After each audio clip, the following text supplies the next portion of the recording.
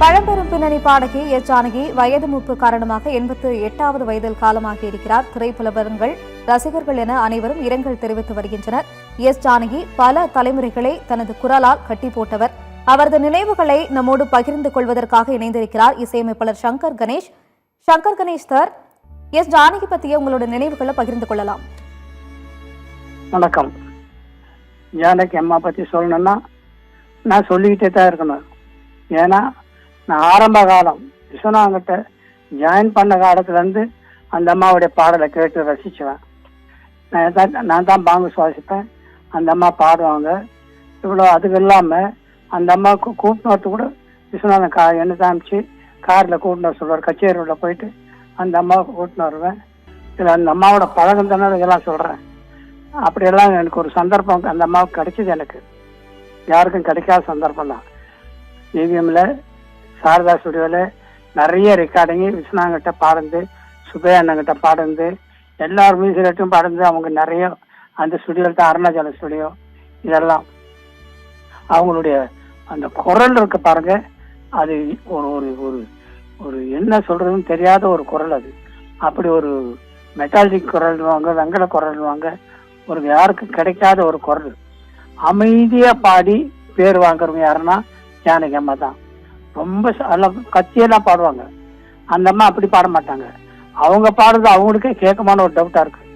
ஏன்னா விஸ்வநாதன் எனக்கு இன்னெல்லாம் ஞாபகம் இருக்கு. சாரதா சொல்லி டேய் கொஞ்சம் போய் கிட்ட போய் பார்த்துட்டு வரா, பாடுறாங்களா சும்மா நிக்கிறாங்களான்னு. ஏன்னா அந்த அளவுக்கு அவங்க அந்த பேப்பரை சின்ன பேப்பர்ல எழுதி அழகா பாடுவாங்க. அப்படி ஒரு பாடுங்க அந்த அம்மா. அந்த அம்மா எல்லாரோடையும் பாடிட்டாங்க. அந்த அம்மாவும் பிபி சீனிவாசன் சேர்ந்து பாடினாங்கன்னா அவ்வளோ அருமையா இருக்கும் ஒரு ஒரு பாட்டும்.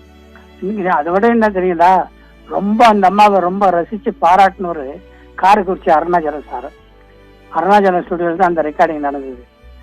அவருக்கு உங்களுக்கு தெரியும், எல்லாருக்கும் தெரிஞ்ச விஷயம். நாதசுரத்துல அந்த பொடி சங்கதியெல்லாம் நாதசுர வித்வான்கள்லாம் எவ்வளவு அருமையா வாசிப்பாங்கன்னு. அந்த சங்கதியெல்லாம் இந்த அம்மா அதே மாதிரி பாடி பேர் வாங்கினாங்க. அது இந்த ஜானகி அம்மா தான். ஜானகி அம்மாவுடைய இந்த ஒரு ஒரு அந்த அவங்களுக்கு பாடிடணும் அப்படின்னு தான் நினைப்பாங்க. பாட முடியுமா அப்படின்னு நினைக்க மாட்டாங்க. நான் பாடிடுறேன், நான் செஞ்சிடுறேன் அப்படின்னு தான் நினைப்பாங்க. அப்படி பாடிதான் அவங்க வெற்றி பெற்றாங்க. அவ்வளோ நல்ல நல்ல பாடல்கள் அவங்க பாடின பாட்டெல்லாம் நீங்க கணக்கெடுத்து பாருங்க.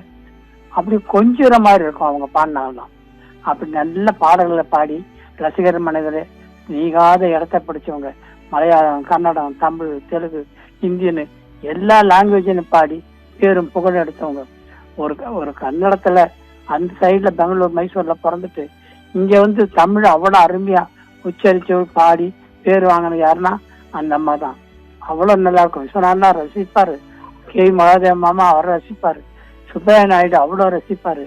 இப்படி எல்லாம் ஒரு ஒரு மியூசிக்கும் அவங்க பாடுறத ரசிச்சு ரசிச்சு அவங்களுக்கு பாட்டு சொல்லி கொடுப்பாங்க. அந்த அளவுக்கு நல்ல பேரும் புகழும் வாங்கின அந்த அம்மா ஆத்மா சாந்தி அடைய நம்ம எல்லாரும் இறைவனை வேண்டிக்குவோம். நம்ம எல்லாரும்ன்றது உலகத்துல உள்ள அத்தனை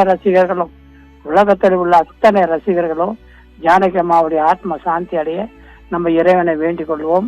எல்லாரும் நம்ம பிரார்த்தனை பண்ணி அவங்க குடும்பத்துல இருக்கிறவங்களுக்கும் அந்த அம்மா தெய்வமா இருந்து காத்து ரட்சிக்கணும். அவங்கள நீங்க நல்லா உத்து பாருங்க. அந்த அம்மா ஒரு கலைய மகாலட்சுமிமா இருப்பாங்க.